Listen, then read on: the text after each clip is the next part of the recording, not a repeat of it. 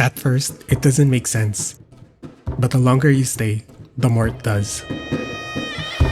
It's home to over 1 billion people, a place where ancient traditions meet cities that never stop growing, where no two regions feel the same, vast, complex, diverse. This is China. I've always believed the best way to understand a place is simply to go there. Walk its streets, eat the food, talk to the people who actually live there. And in this series, I'm inviting you to come along for the ride. My journey begins in Beijing, the capital of China. Later in Guangzhou, shaped by trade and history. Then Chongqing, known for its scale and spice, before ending in Fenghuang, a town that has stood for centuries.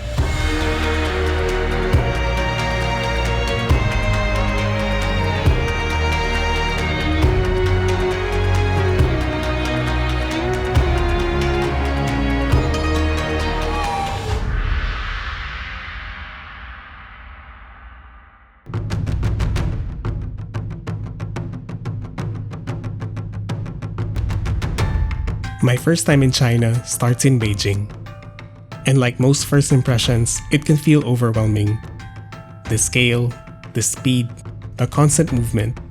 Beijing is one of the largest cities in the world, built to move millions of people every single day. It all seems to happen at once, and everyone seems to know exactly where they're going. Then there are the streets, where curiosity sometimes wins over hesitation. Things you wouldn't normally consider suddenly feel like part of the journey, and sometimes you just go for it.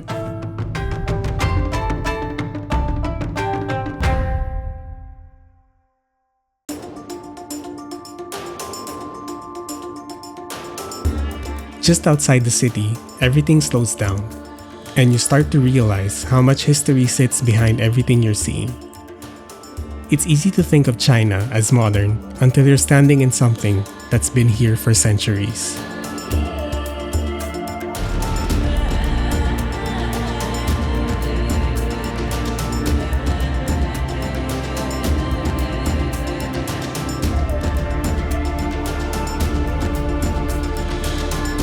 And at night, the city transforms. Precision, timing, control, every movement rehearsed, every moment balanced between risk and perfection. It's not just performance, it's discipline. A tradition shaped over generations where precision isn't optional, it's expected. And in a way, it mirrors the rhythm you see outside. It's a lot to take in, but it sets the tone for everything that comes after.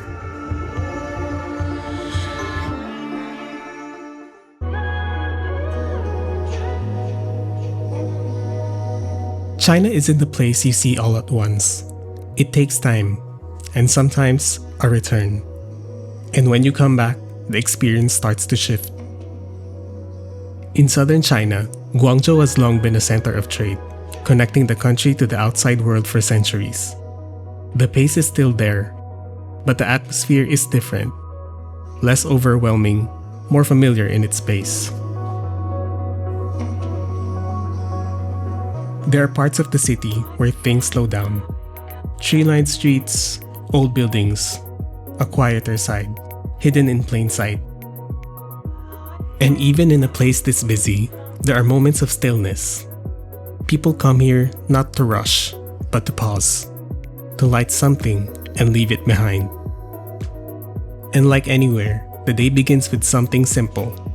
Rice, steam, a familiar rhythm, just in a different form. Cantonese cuisine is known for its simplicity, letting ingredients speak for themselves. At night, the city opens up again. Lights, movement, and people just being where they are. Not rushing, not performing, just living.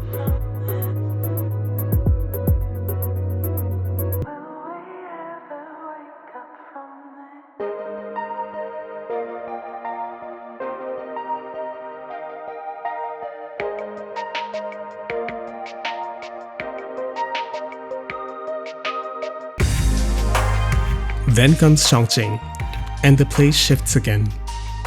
Chongqing is one of the fastest growing cities in China, home to tens of millions of people. This is a city built vertically, where streets, buildings, and transport exist on entirely different levels. Distance isn't measured in blocks, but in elevation. What looks close on a map rarely is in practice. Up, down, and back up again. At night, it feels almost unreal. Lights stacked on top of each other, people moving through narrow paths. A city that doesn't just expand, it builds upward. And then, the food. Not hidden behind kitchens, but made right in front of you. Pressed, stretched, ground, repeated over and over. No shortcuts, just time and technique. Spicy, intense, built around heat and shared experience. Hotpot here isn't just a meal, it's part of the city's identity. It's not just something you eat, it's something you sit through. And somehow, even the train finds its way through.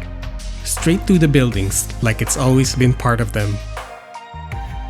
It's dense, fast, unpredictable, and yet it all works.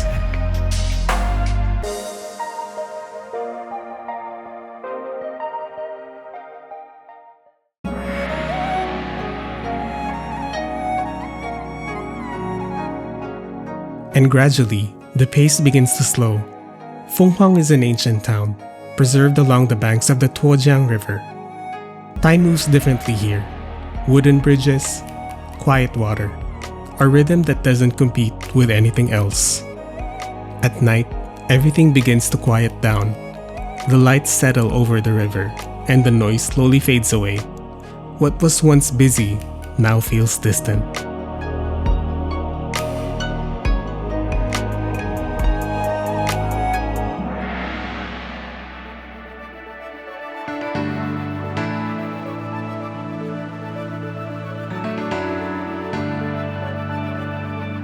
Looking back, China was never just one place or one trip.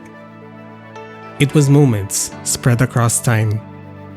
Some overwhelming, some quiet, some that take time to understand. But together, they begin to form a clearer picture. And maybe that's the point. It's not a place you figure out all at once. It's a place that keeps revealing itself.